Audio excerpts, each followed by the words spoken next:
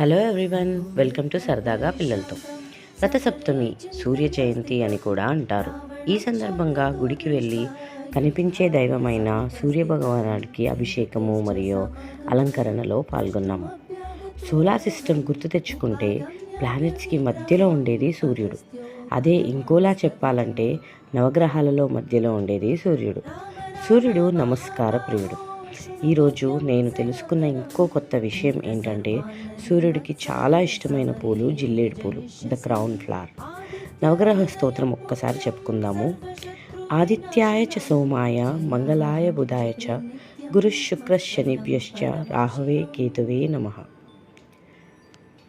గుడిలో రోజు పారాయణంలో the best line in today's పారాయణం మా నాన్న నోటి వెంట విందాం. రాజ్యపాలన సత్యస్వరూపమైంది. సత్యము మీదనే ఈ లోకములము.